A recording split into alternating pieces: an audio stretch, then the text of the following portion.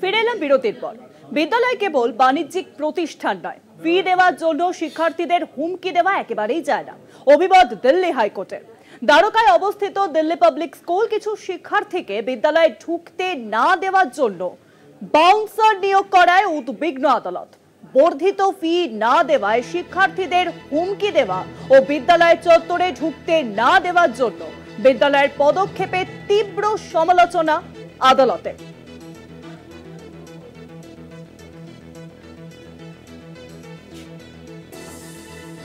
আর এই নিয়ে আমরা কথা বলবো, সঙ্গে রয়েছে নিউজরুমে আমাদের প্রতিনিধি পীযূষ কান্তিনাগ। পীযূষ দা, দিল্লি হাইকোর্টের তরফ থেকে ঠিক কি জানানো হয়েছে? দেখো, দিল্লি হাইকোর্টের তরফ থেকে দ্বারকার একটি বেসরকারি বিদ্যালয়ের পদক্ষেপ নিয়ে যথেষ্ট সমালোচনার মুখে পড়তে হয়েছে। ফিস বৃদ্ধি নিয়ে যে বাউন্সার নিয়োগ, ৩১ জন ছাত্রকে ফিস বৃদ্ধির বিষয়ে তারা ফিস জমা না দেওয়ায় তাদের বিদ্যালয়ে ঢুকতে দেওয়া হবে না এবং তাদের ঢুকতে বাধা দেওয়ার ক্ষেত্রে বাউন্সার নিয়োগ করা হয়েছে। এই বিষয়টি কিন্তু আদালত সঠিকভাবে দেখেনি। আদালতের বক্তব্য যে বিদ্যালয়ে যে শিক্ষার প্রতিষ্ঠান, সেখানে এই ধরনের পদক্ষেপ কখনোই গ্রহণযোগ্যতা নেই।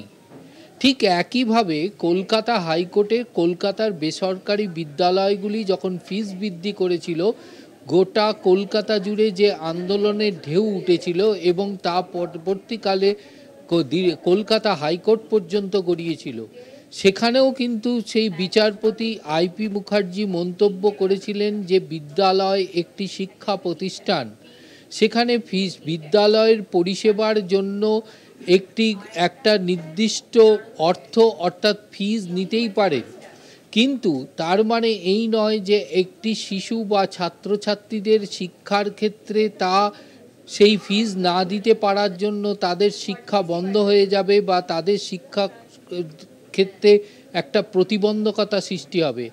আজ সেই একই ঘটনা ঘটল দিল্লি হাইকোর্টের একটি মামলায়, দ্বারকার একটি বেসরকারি বিদ্যালয়ের মামলার ক্ষেত্রে। সেখানেও কিন্তু এই ফিস বৃদ্ধি নিয়ে ৩১ জন ছাত্র যখন তাদের ফিস জমা দেয়নি, বর্ধিত ফিস, তাদের বহিষ্কার করা হয়েছে। তারা যাতে বিদ্যালয়ে না ঢুকতে পারা যায়, এখানে আরও এক ধাপ এগিয়ে সেই বিদ্যালয়টি একটি বাউন্সার নিয়োগ করেছে তাদের, যাতে ছাত্রছাত্রীদের ঢুকতে না দেওয়া হয়।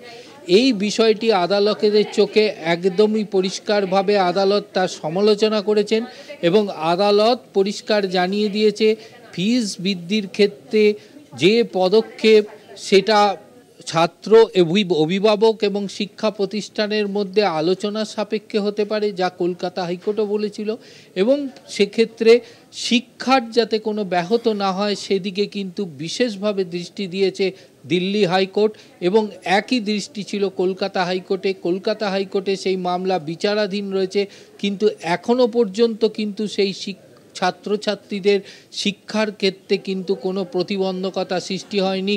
কলকাতা হাইকোর্টের নির্দেশে তারা কিন্তু বিদ্যালয়ে যাচ্ছে এবং দিল্লি হাইকোর্টের পদক্ষেপও কিন্তু একই হতে চলেছে, তা বলার অপেক্ষা রাখে না। অনেক ধন্যবাদ পীযূষ দা। নিউজরুমের সঙ্গে ছিলেন আমাদের প্রতিনিধি পীযূষ কান্তিনাগ। বিদ্যালয় কেবল বাণিজ্যিক প্রতিষ্ঠান নয়, দিল্লি হাইকোর্টের তরফ থেকে আজকে এই অভিমত সামনে এসেছে, ফি দেওয়ার জন্য শিক্ষার্থীদের হুমকি দেওয়া যায় না।